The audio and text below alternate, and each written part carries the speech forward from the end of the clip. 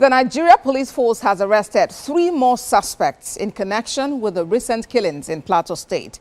Force Public Relations Officer ACP Olumuyiwa Adejobi said a team of IRT operatives acting on credible intelligence apprehended one Abubakar Jibrin from Kalone community in Shandam local government area of Plateau State. Mr. Jibrin was found to be in unlawful possession of prohibited firearms.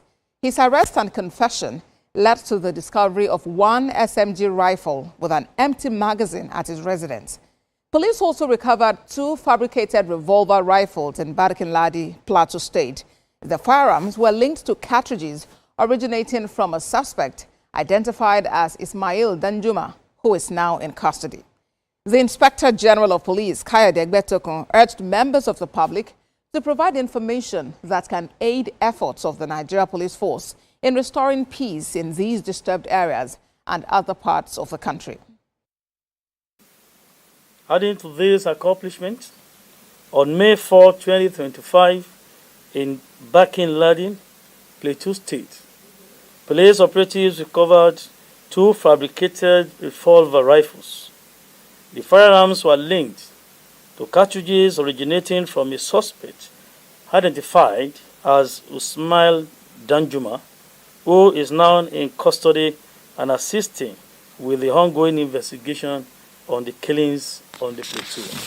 These recent operations demonstrate the commitment of the Nigeria Police Force to diligently ensuring every person complicit in these condemnable killings is brought to justice and made to face the full wrath of the law. Joining me on the news at 10 for more on the security situation in Plateau State and this success being announced by the police is CEO Avzdax Technologies, Gbenga Sosan. Good to have you join us on TVC News at 10. 3 more suspects arrested in connection with killings on the plateau. Consider the number of persons that have been killed in these communities. Do you consider this a success on the part of the security agencies? Good evening. Thank you very much for having me. Yes. Well, every arrest matters, especially when it contributes to unraveling a wider network of criminal actors. But that being said, we must be honest with ourselves. 3 arrests in the face of widespread killing, it only scratches the surface. Like it's a critical step, but it's still reactive. So true success in security is not just about catching the people that commit the crime. It's actually about preventing the crime altogether. So, and that's where technology and intelligence-led operations must come in. They must fuse together. We need systems that can actually detect intent, intercept planning, and also respond in real time before those crimes happen. All right, so we'll get into that. And, you know, looking at Plateau State, the way the terrain is, insecurity on the plateau is actually peculiar. And security agencies, the authorities have constantly said that kinetic approach alone cannot solve the security challenge.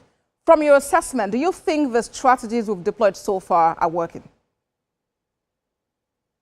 Well, the security agencies, they're doing their best within the constraints that they face in areas like Plateau. But the truth is, the kinetic approach alone is, well, to say it's outdated. For the kind of asymmetric and community-rooted threats that we can see from Plateau. Like they are not conventional wars, they require a blend of military presence, intelligence gathering, and most importantly, technology-powered insights. So we need to be predictive, like I said before, not reactive. We need to leverage behavioral data, community sentiment analysis, and movement mapping to actually stay ahead of the violence before it erupts. We need to know that, okay, these are the areas that are prone to it. This is how it's going to happen.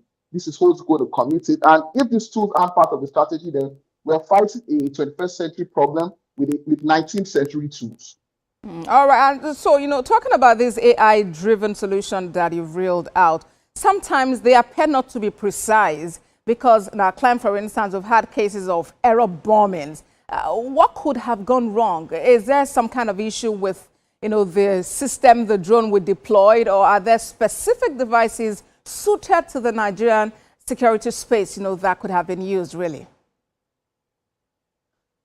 Okay, so the truth is, artificial intelligence is only as good as its design, its data, and its deployment. When error bombings happen, it's really because the drone just malfunction. It's often due to maybe flawed target acquisition, poor data, or the absence of the human in the loop oversight.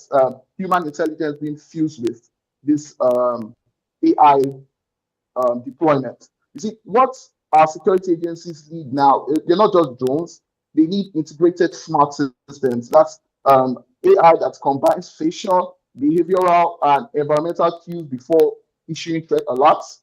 And to talk of drones, drones are actually connected to a central command platform that cross-checks every target with intelligence databases and also ground level smart surveillance infrastructure that actually feeds real-time data into this area system. So, like, if we're actually serious about reducing the errors and increasing precision, then we must build our own AI models that are trained on the market or trained in the Nigerian context, grounded in local intelligence, and also improves with continuous feedback, with community feedback. It keeps learning based on the Nigerian terrain, the Nigerian context. All right, then. CEO Avzdax Technologies, Gbenga Sosan, thank you very much for sharing with us on TVC News at 10. Thank you very much. Thank you very much.